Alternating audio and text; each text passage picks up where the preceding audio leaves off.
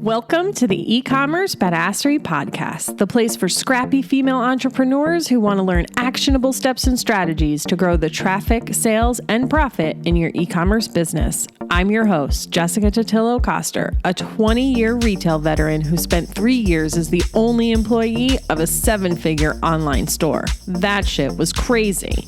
I know exactly how it feels to do all the things, and I'm sharing everything I learned the hard way so you don't have to. I may have started this business by accident, but supporting badass bosses like you lights me the fuck up, and I am so stoked to see you grow. Are you ready, babe? Let's roll. Welcome back to the eCommerce Badassery Podcast. I'm your host, Jessica Totillo-Coster. Today, we're talking all about referral marketing and how you can encourage your customers to tell all their friends and family about your kick-ass business and products. A blend of organic content, community marketing, and influencer marketing, word of mouth is a powerful channel for e-commerce businesses no matter their size. And who better to school us on what makes a great referral program other than the OG referral platform, ReferralCandy, and their chief advocate, Raúl Galera. Founded over 10 years ago, ReferralCandy has helped over 30,000 brands leverage the power of word of mouth and turn their customer base into their marketing team. If you have a clear customer-centric approach, ReferralCandy makes it affordable for companies of any size to attract new customers while retaining existing ones. And on today's episode, Raúl is giving us all the tips and tricks we need to create a successful referral program for our own e-commerce stores based on everything he's seen over the last 5 years at ReferralCandy, working alongside marketing agencies, media, and tech companies. Like, the guy's seen it all. So I'm super excited to have him. Let's hop into the episode. Hey, Raúl, welcome to the show. Hey, thanks for having me. Yeah, I'm excited to have you here. And before we get into all the details of how e-commerce businesses can use referral marketing, I'd love for you to just tell us a little bit about you and why we should listen to what you have to say. So about myself, my name is Raúl. I am born and raised in Spain. Been working remotely for ReferralCandy since 2016, before remote work was as common as it is today. And I've been running the partner program at ReferralCandy for the past 5 years. And I guess the main reason why people should listen to the episode today, it's because referral marketing, I have a biased opinion, obviously, but I think it's one of the most cost-efficient ways to acquire new customers and retain your existing ones. So it can affect the bottom line of your business. So I hope that people can learn a couple of things from today. Got it. I love that. So we're on video while we're recording this, and it looks so bright and beautiful there in Spain right now. So got me a little jealous that I'm just sitting in my 4 walls here in Los Angeles. Hey, I love LA too. It's one of my favorite cities. You know, the grass is always greener, right? Yeah, so I got a little bit of the travel bug. I'm kind of missing the exploration of the world. So thank you again so much for being here. So I'd love to kind of just start with really laying out what is referral marketing. One of the things that we talked about in our pre-chat was sort of how referral marketing and affiliate marketing and all these things kind of get lumped together. But from your perspective and ReferralCandy's perspective, what makes referral marketing different than those other options? Right. So I would say kind of like as a main difference between affiliate marketing and referral marketing, which is kind of one of the most common questions that people have when they're introduced to referral marketing. So affiliate marketing typically puts all the emphasis on rewarding one side of the deal, which is typically the person that makes the recommendation, but not necessarily the new customer that's being introduced to the brand. So there's typically some sort of a sales commission or a kickback for referring a business, but not necessarily anything for that new customer to actually join. On referral marketing, both sides are really important. So both the person that's making the recommendation and the new customer, they both get something out of the deal. So if we think about the traditional referral program, it's something like give a $5 discount, get a $5 discount. So both sides are getting something out of it. But something that makes, in my opinion, referral marketing special is the relationship between the parties. So we're talking about people that are referring their friends and family. So it's a very close connection. It's a very close relationship. And so those recommendations actually matter a lot in the sense that when somebody that you trust and somebody that you love, it's referring a new product to you, you can be sure that it's because they truly think that that product's going to be good for you. Even if they're getting something out of it, nobody would recommend a bad product or even like a bad experience, basically, to somebody they love just because they're getting something out of it. So that trust, it's what, in my opinion, makes referral marketing special. And it's a big difference between that and affiliate marketing. Thank you so much for that explanation.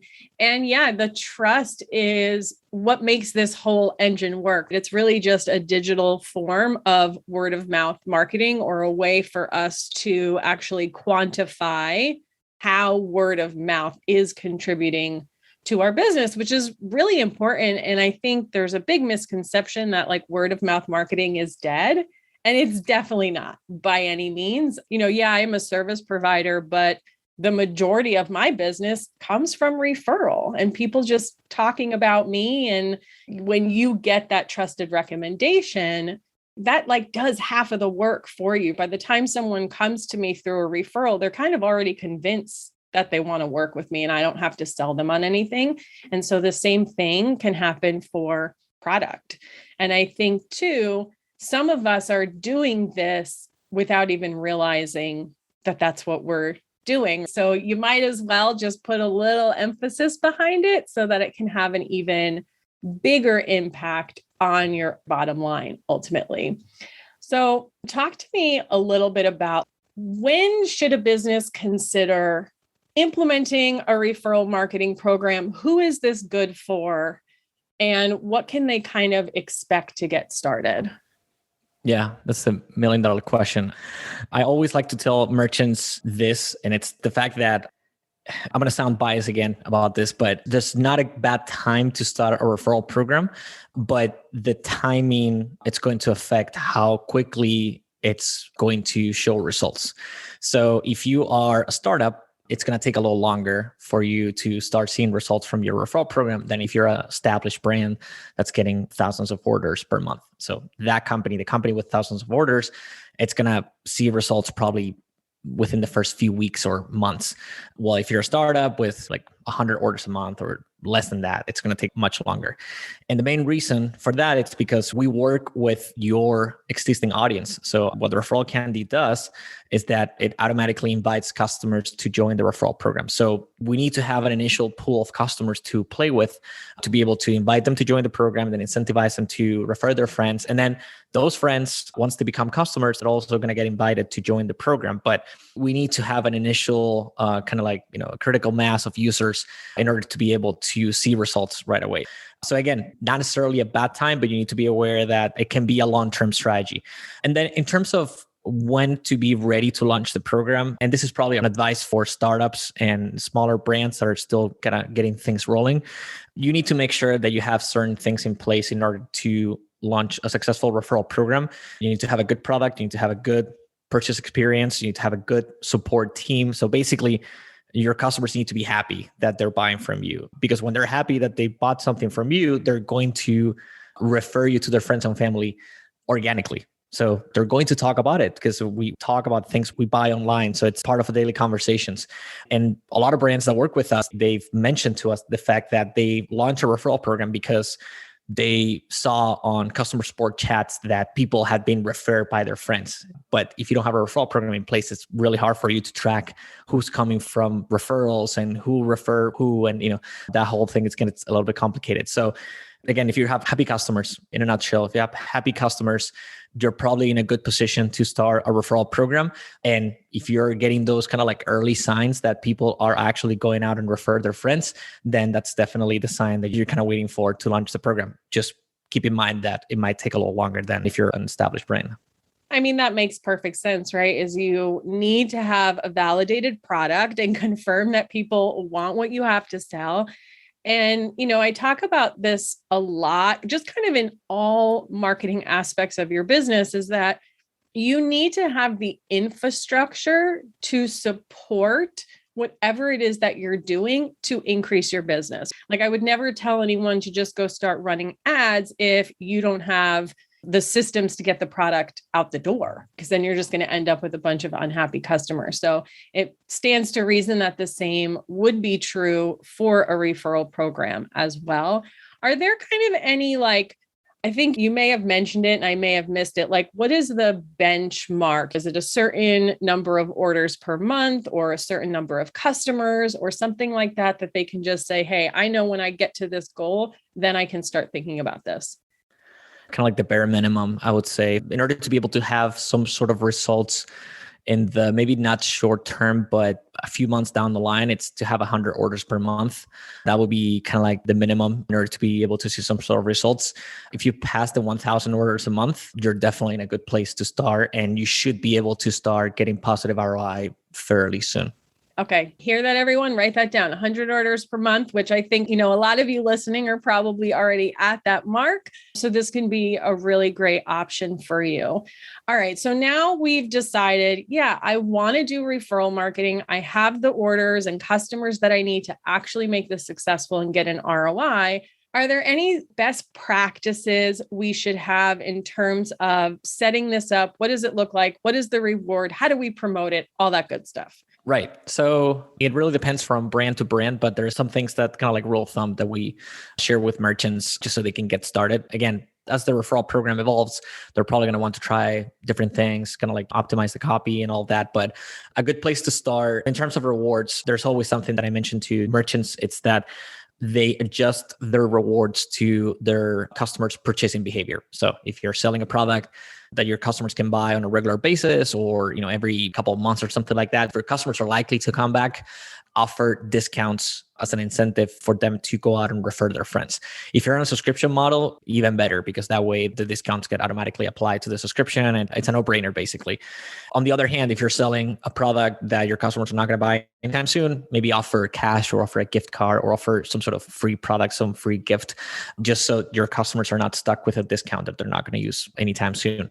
In terms of rewards, that's kind of like the main thing that we typically suggest. Also, when looking at different percentages, obviously the higher the better. I mean, it's just look at your own kind of like margins and see what you can afford to give, but make sure that it's a truly unique discount. So make sure that it doesn't overlap with other incentives that you might have on your store. So if you have the classic 10% off, if you subscribe to the newsletter, maybe offer something a little bit different. Maybe offer like a fixed dollar amount instead, or maybe offer a 15% discount, something a little bit different, just so customers are actually incentivized to go out and refer their friends for that discount. And the third suggestion is to make sure that you are giving your customers a reward that they can actually achieve. So I've seen a lot of referral programs that make it really difficult for advocates to get a reward. It might be a big price, but they need to maybe refer 5 friends, 10 friends in order to be able to get to that reward. In my opinion, it's better to offer something small, but that can be achieved often, some sort of small reward rather than making them wait for that big reward. That can create a little bit of frustration in some customers.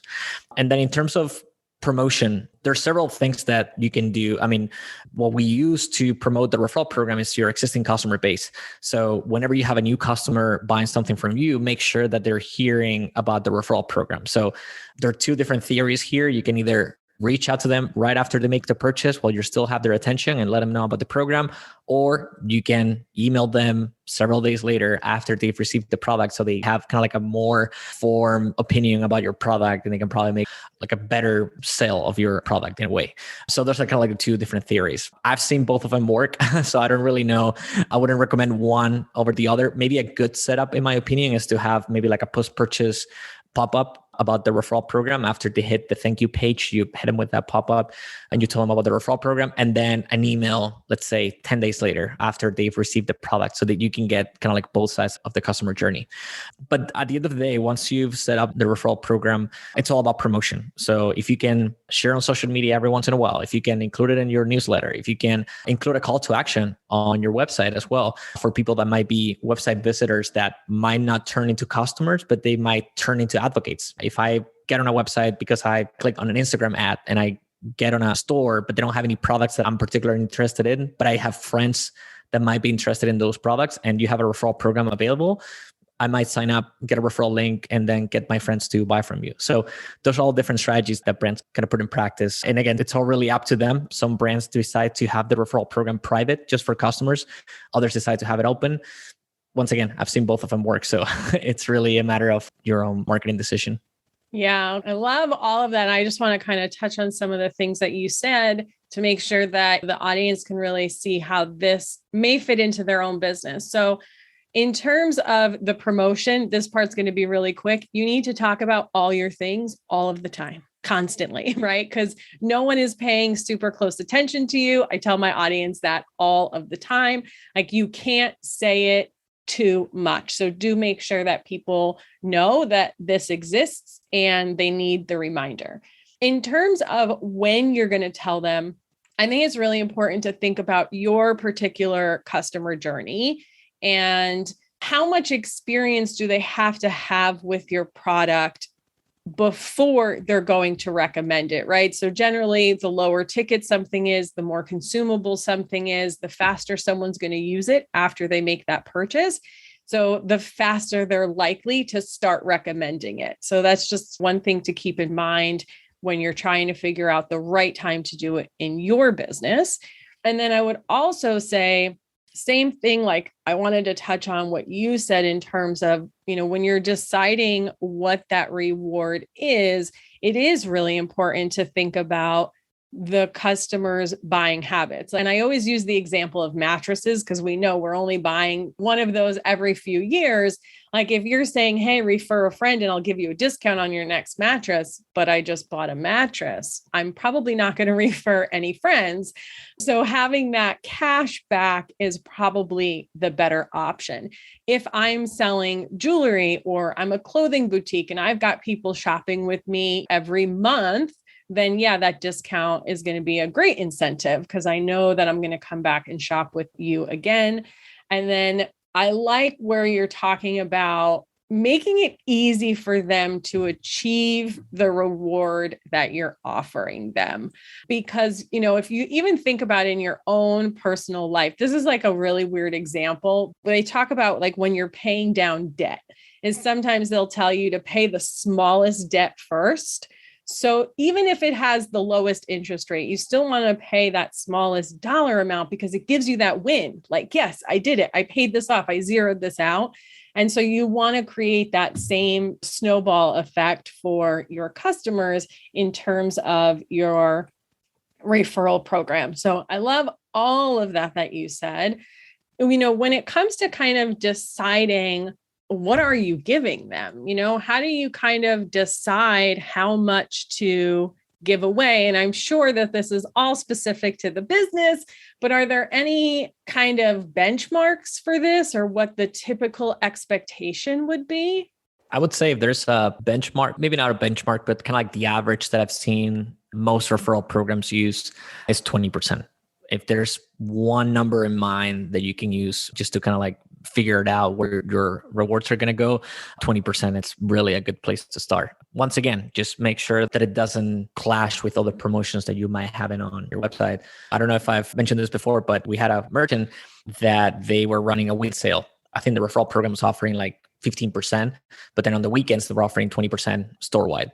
And we realized that referral sales were dropping every weekend. We talked to the merchant and at first they couldn't really figure it out, even though they said, no, our weekends are our like best selling days. So it doesn't really make sense. And it was because of that, because merchants, they would prefer to like save that referral coupon. They got 15% off for a different day and just buy on a weekend with a store-wide 20% discount. So again, a good place to start, but yeah, just kind of keep in mind of what else might be available to your customers.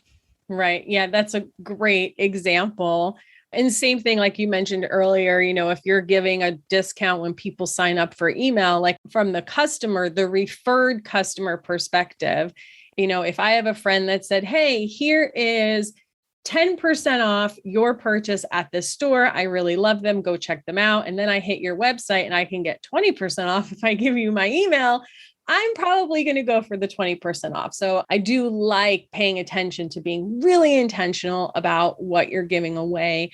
And, of course, you have to kind of look at your margins. What can you afford to give away? But I also want to make sure that you're thinking about the lifetime value of your customer, right? So a lot of times we get hung up on spending money on ads to acquire a new customer or giving discounts or giving away referral money and things like that. But you have to think about, if the lifetime value of your customer is $500, how much are you willing to spend to get them in? And it's likely that you can do it cheaper on referral marketing than you can maybe with paid Facebook ads. So you have to kind of look at that whole journey and look at all of those numbers before you make a decision. I think sometimes we can be a little stingy with these things. Yeah. And you touched something that I particularly like to talk about referral marketing is the fact that how cost effective it is compared to other channels. And one very simple reason for that is because you're paying based on performance. So your cost of acquiring a customer, it's that discount that you're offering to the existing customer that made the recommendation and not the friend. So you don't have to budget anything in terms of referral marketing. It's all based on the actual revenue and actual performance that you're generating from the program. Especially these days with ad costs that are rising and it's getting really tough out there, especially for startups. It's a very cost-effective way to acquire customers. And again, like you mentioned, you're retaining those existing customers because you're giving them a discount for every friend that they refer. Yeah. And speaking of retaining those people, it's not only just, hey, they're getting this reward when they refer someone, so they're incentivized to do so, which is obviously part of it and awesome, but it's also keeping your brand top of mind to those customers. So maybe they're not ready to buy your product right now, but when they are, they're going to think of you because you've already done all of these amazing things for them and they already love you. And it's just another way to kind of build that relationship with your customer. So I love all of that. All right. So we talked about why referral marketing. We've talked about how to actually do it. So here's a question though.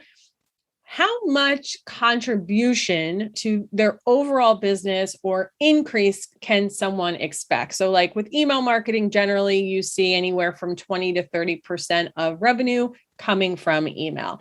Are there any general numbers for a referral program? Yeah. So actually, if you go to our website, on our pricing page, we have an ROI calculator that calculates what we assume is the minimum that you will be getting from your referral program. And again, it's not a guarantee because every merchant is different, but we assume that if you kind of complete your referral program checklist, which is actually at the homepage of our dashboard, kind of like all the 3 different steps that you need to do to launch your program. If you complete all those 3 steps, you're going to see at least a 2% increase in referral sales. And that's kind of like the minimum that we typically see on referral programs. Now, we have several case studies of merchants that have been able to get to 10, 20, and up to 30% of their sales coming from referrals. Obviously, 30%, it's kind of a unicorn in terms of referral programs, but I've seen a good amount of merchants getting to a 10% referral rate. Referral rate is the number of referred purchases compared to the total amount of purchases. So I would say that 10%, it's fairly achievable. And like I said, anywhere above 2%, 5-10% is something that a lot of merchants have been able to achieve. And once again, it really comes down to promotion. I can't really stress this enough. It all comes down to making sure that your customers are being notified about the program, that they hear from you about the program in several different channels, and also that you make it a little bit attractive as well for them to join, not necessarily in terms of the rewards that you're offering, but also kind of like how you frame it. We have one particular client that I always love talking about, which is Baron Fig, because in my opinion, they've done one of the smartest ways to promote the referral program, which is they have a call to action on their website on the top navigation bar that says get $10. So that already by itself, it's interesting. I was like, okay, well, I'll get $10. So if you click there, they have a sign up for the referral program, but then they have a note from the team. So they wrote like a very short letter to customers explaining why they launched our referral program. And the main reason for them to launch a referral program and kind of like the way that they explain it to customers is that they literally say, instead of spending money on advertising, we'd rather give this money to you. I mean, it doesn't get any better than that, in my opinion. So if you frame it that way, or if you frame it in kind of like a fun or kind of like even add some sort of gamification, we've seen some merchants that they weren't offering coupon codes, they were offering free products.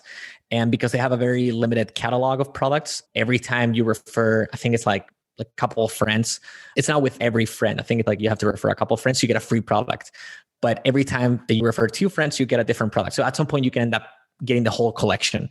So they added that kind of like gamification aspect to the program. And that makes it fun because now after you got the first 2 free products, you might want to get all the 5 or 6 or 7 products that they have in the catalog. So yeah, just try to stand out from your competition. I mean, at the end of the day, it's what most brands are trying to do anyway. So yeah, it's also part of how you sell the program, really. Right. Oh, I love that example. And it just kind of sparked a couple of thoughts, is especially we don't want to spend money on advertising. We'd rather give it to you. First of all, that's genius. Second of all, so many people these days are just like anti-social media platforms in general, right? Like we're all a little mad at them and they're just kind of a necessary evil of life. So I think from the customer perspective, they're probably happy to see those platforms also not getting your money. Like, yeah, it's cool that they are getting it instead, but knowing that the platform is not getting it probably makes them a little bit happy, not going to lie. And I love how they are giving away product instead of money, which, for you guys listening, this could be a really great way for you to move through inventory as well, right? So maybe you have some items that you are sitting on and you need a way to move them. This would be a really good way to just kind of move through that product. Because you know what? When something is free, people are not going to be like, oh, I don't really like this. Like they're just going to be excited that they're getting a free product. Now, that doesn't mean you give them all of your crap. We still want to create a great experience that keeps them coming back, but it's a good way to, things that you're sitting on, or maybe you've got onesies and twosies of things that, gosh, those single items just like never seem to move. You can never get rid of that one last piece. So I think that's a really, really smart way to support the customer while also meeting your business goals. And then the last thing I wanted to touch on here, when we're talking about the contribution that referral marketing is making, I know when you're listening, you're hearing 2%, 5%, and it seems insignificant, compared to email, right? Which is 20 to 30%. But I want you to remember that this is like net new revenue and customers. So when I say 20 to 30% of revenue through email, that's your repeat customers also. When it comes to the referral piece, these are new people that likely would not have known that you existed without this referral. So yes, it's a small percent in the scheme of things, but it is all new people. So I just want to make sure we're framing that for you in your head. So I want to say thank you so much for sharing all of this information about the referral program in general, but let's talk a little bit about ReferralCandy specifically as a platform. I've known about you guys for a really, really long time. I was excited when your name came across my desk and, just having the opportunity to chat with you. So with all the platforms out there now, why ReferralCandy? Yeah. I mean, honestly, we've been around for a while. Like you said, I've been at the company for 5 years, but we turned 10 years old last year. So it's been a ride. I mean, we were pretty much the first referral marketing platform on the Shopify ecosystem. Actually, last year, because we were creating some content around our 10-year anniversary as a company, I went on Internet Archive and I went to the Shopify App Store in 2010, I think it was. And I mean, it looked a lot different than what it looks now, but it was funny to see ReferralCandy, which back then it was called Anaphor, and the logo that we had back then and all of that. It was really interesting. But the reality is that we've remained a very niche platform in terms of what we do. We focus 100% on referrals and we make sure that we're the best at it. There's a lot of competition that have decided to expand horizontally and create different products and add referrals as a feature. But in our opinion, we believe that referral marketing deserves its own spot and its own kind of like dedicated marketing efforts. So that's why we've remained so focused on referral marketing. We've added a lot of features, obviously, over the years, especially for those that are on Shopify. We've made it a lot easier to kind of handle how coupons are created and distributed and all that. And then also, especially in the past couple of years, we've put a lot of emphasis on fraud. So anytime that you have people interacting with some sort of platform, there's going to be fraud that happens. And so we've always had an anti-fraud system that's already built inside ReferralCandy and automatically invalidates referrals that are either people are referring themselves or people are trying to game the system.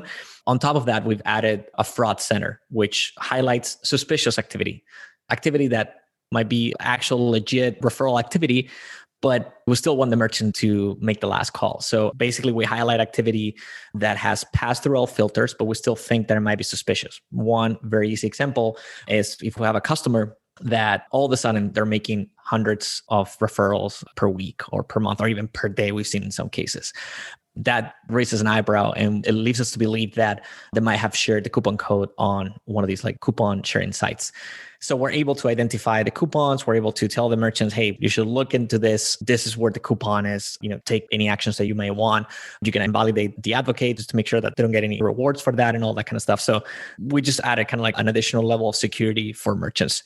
But yeah, I would say that the main reason why we're still in business is because we're so dedicated to referral marketing itself that our obsession is to build the most solid referral marketing platform that's available for e-commerce merchants. Yeah, I love that you guys are so focused and specialized. There's a developer in the Shopify ecosystem who I'm not going to name, but you may know who I'm talking about. They create a lot of apps for a lot of different purposes, and none of them are that good. And their customer service sucks because they're trying to be too many things to too many people. So they do a lot of stuff. They do none of it well, and they cannot keep up with the demand that comes with trying to serve that many people. And it just creates an overall shitty experience for you as the merchant, and then ultimately for the customer. I think there's a time and a place for a more general type person. I don't know the right words, but even in your own business, when you're thinking about hiring, you start out with more of a generalist because you just need someone to help you do shit. And then as you grow, you're going to hire more and more specialized people. So I think the same comes when you're thinking about your tech stack, especially as you grow and you want things to be reliable. Like you don't have the time to deal with shitty tech. Like, let's just be serious, especially as you scale. So I think it is really important that you stick with those niche platforms. I want to talk about pricing real quick, but before we do that, leaning into the idea of the tech stack. So I know that you also integrate with Klaviyo, which is my favorite email marketing platform and the one that I always recommend. And then you also integrate with Recharge.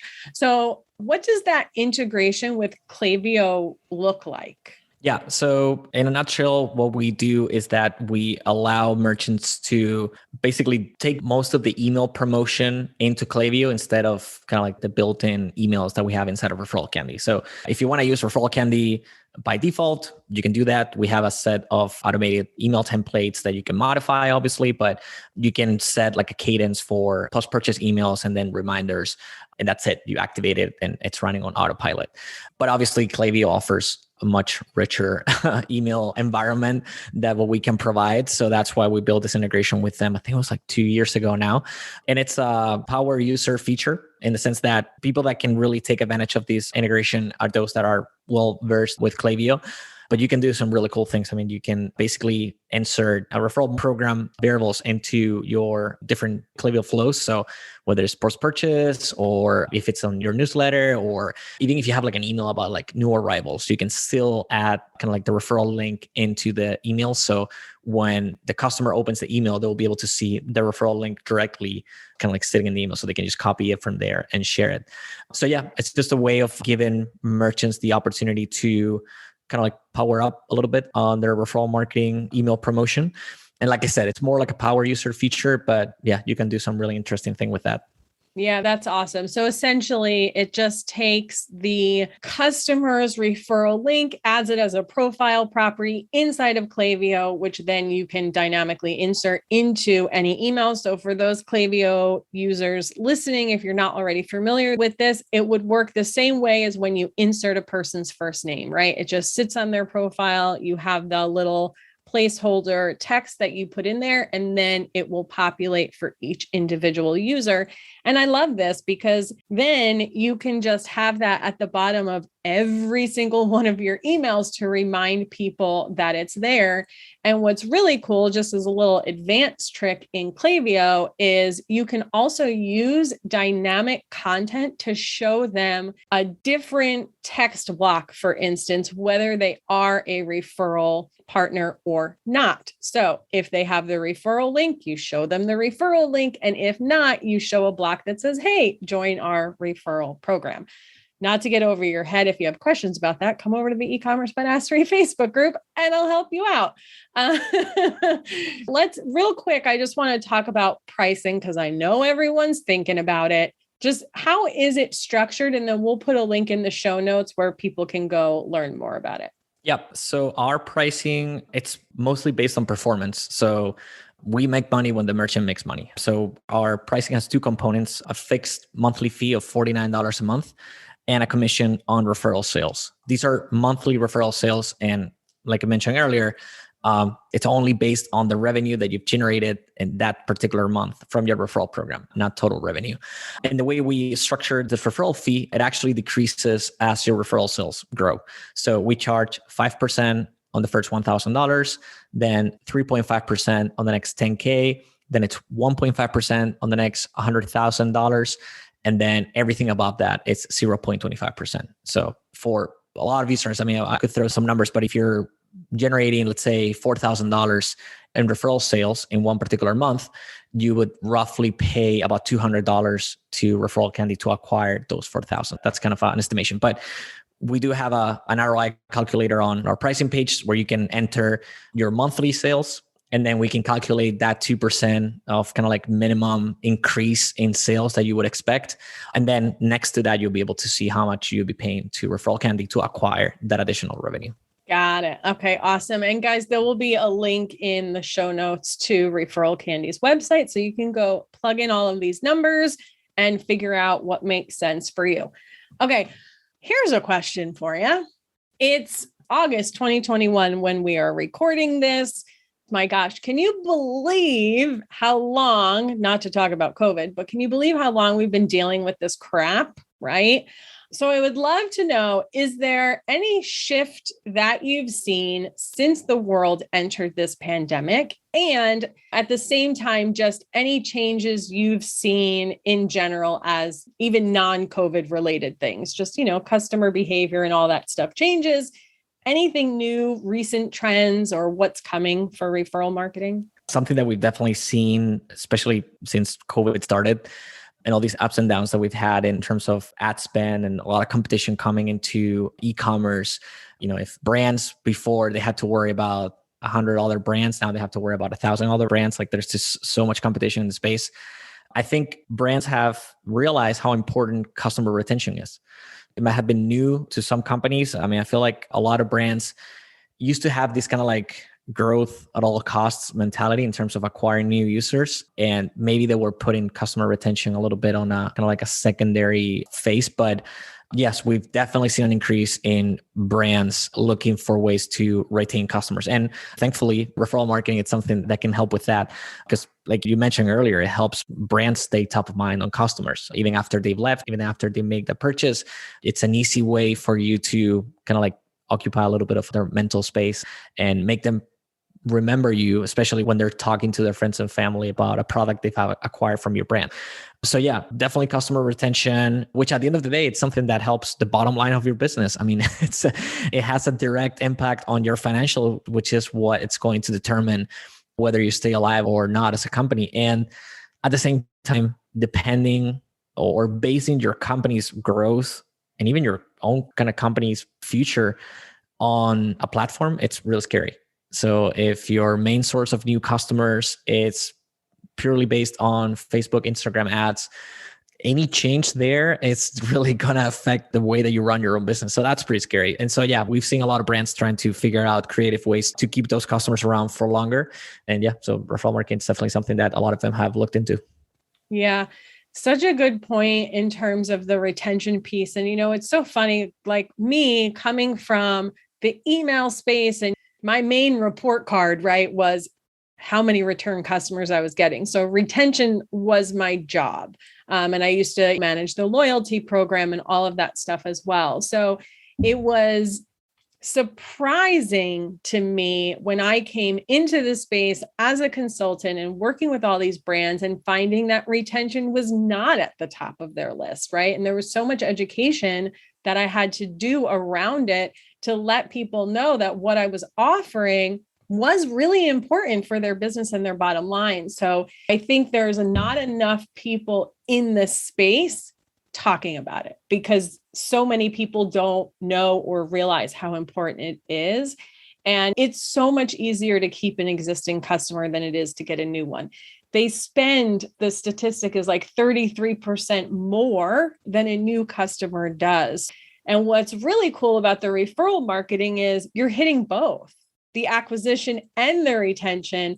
And there's little else in the space that can really do both of those for you. So that's all awesome. Thank you so much for sharing that. Okay, so I did warn you about these next questions, but I do ask all of my guests these questions because I think there's a lot of bullshit on the internet on how e-commerce is really easy and, you'll be a millionaire tomorrow. And that is just not the case.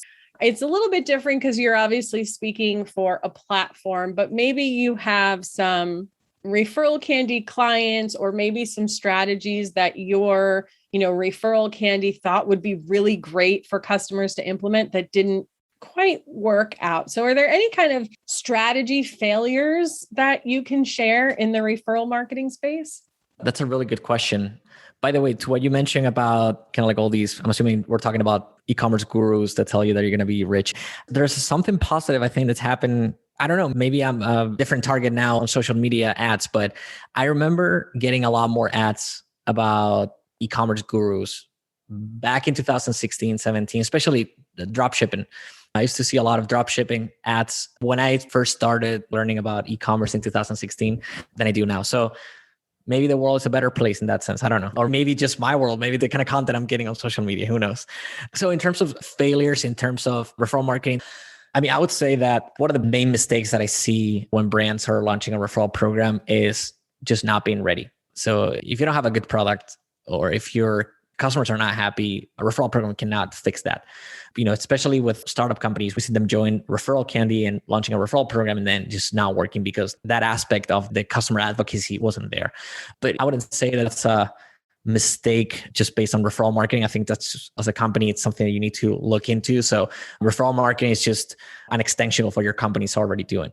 But in terms of mistakes, I would say that a lot of companies, when they launch a referral program, they think that just by having the referral program active just by itself, it's going to start generating sales immediately. There's a lot you can automate, but you also need to do a lot of promotion. And we've talked about this before. Not doing enough promotion is definitely, if the one that I mentioned earlier is the number one mistake, this will be number two in my list of mistakes that I see on referral programs.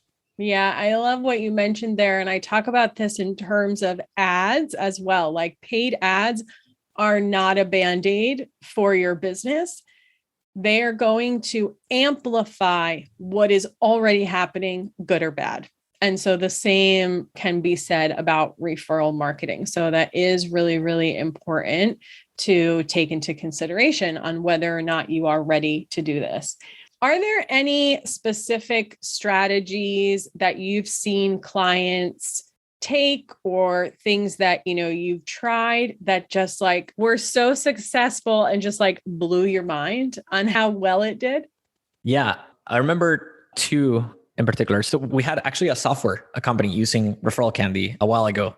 And I guess it was a mix between software and selling digital products, really. So it was a platform where audio engineers or music producers could buy their music that they could use for their tracks. And something I found really interesting is the fact that they were offering, I think it was like a 90% discount to the friend, and then like the $10, cash reward to the customer that was making the recommendation. And it worked really well. And it worked really well because the customers were just so happy with the product that they were talking about it regardless of the incentive. So they figure, well, it's probably going to be more difficult to get somebody to buy from us for the first time than getting people to refer because they're already doing it without any sort of reward. So they said, look, we know that the friends are going to love our product so much that let's just give them a 90% discount on their first order. And it worked really well. And I can't remember the name of the company because it's been a while. But yeah, that's something I thought it was really smart. And then Also, in terms of rewards, there's one company, we were doing a podcast internally at the company a few years ago, and I interviewed them for one of the shows. It's called ThreadBeast, and they're a subscription box for fashion and apparel. So every month you get a box with products that you do like a survey and you fill out some sort of criteria, and then they send you clothes that they think you're going to like. And so the way the referral program works is that this is kind of like the other side of the deal. So the friend gets 50% off their first box, but the customer that made the recommendation gets an additional box for every friend that they refer. So if you refer 3 friends, you're going to get 3 times the clothes, 3 boxes basically in your following month. And so that's actually led to a lot of people just going on YouTube and doing unboxing videos and then putting their referral links in the description. And they weren't getting paid for it, but they were getting a lot of free clothes for their videos. And still to these days, if you go to YouTube and just type ThreadBeast, you're going to see videos posted probably today, to be honest. I mean, there's new content published every single week. I thought that was really smart because it literally just took off. And again, a really great way of making sure that their customers are staying retained, because you need to have a subscription in order to be able to be part of the program and get your additional boxes and all that. So yeah, in terms of rewards, I think those were really, really smart experiments. And also it comes to show how well they knew their customers before they actually established the rewards. Yeah, that's what I wanted to touch on, was really understanding your customer, the customer journey, what it looks like for a new person to come into your business and buy your product, and being really intentional about what you're offering and not just slapping on like a give 5, get 5, right? Like really, what does it take and what is that customer worth to you, right? Like if they're giving the audio, probably stock audio, if they're giving 90% off that first purchase, it's because they know that once they hook them, that customer is just going to keep coming back and back and back. And by the way, if you've ever tried to buy stock audio, it's a pain in the ass and there's not a lot of great options out there. So I definitely get it, right? If you find a platform that you like, you're going to be there for a really long time. So one last question, if you could give my audience one thing to take away from this episode, like if it's the only thing they remember, what would that be? Your customers are your best salespeople. And I can give you a few different reasons to explain that. The first one is that they trust your product, and they trust it so much because they were willing to spend money for it. The second one, it's because their audience trusts them. They're selling your product to their friends and family. So it's an audience that they're going to trust regardless of whatever incentive they're getting, because they know that their friend would not recommend a bad product just because they're getting something out of it. And then the third reason why I think customers are your best salespeople is because they don't sound like salespeople. So I come from a sales background. I know how it can sound sometimes. And the way your customers sell your products, it feels a lot more personal. So yeah, you should definitely leverage that. Yeah, I love that. They don't sound like salespeople. What's so funny is because there are certain times when I do a live video or I'm recording something and I get this announcer voice and I'm like, wait, where did that come from? It's really, guys, if you're listening to me and you pick that up, like it's not intentional. I think that's me just like overcompensating and trying to make sure I have energy on video and audio because it has a way of kind of dimming that. But yeah, when I'm just talking to a friend and saying, hey, dude, you really need to get this thing because I love it. Like that part doesn't come out. Yep. That's hilarious. Okay. So thank you so much again, Raúl, for being here on the show. I'm so excited to share this with the audience. And for those of you listening, maybe you are not ready for a referral marketing program today, but that is okay, right? Just bookmark this episode and come back when it's time. And thank you again for hanging out. I know you can be anywhere on the internet, so I appreciate that you're hanging out with me. I hope you have a kick-ass rest of your day, and I'll see you on the flip side.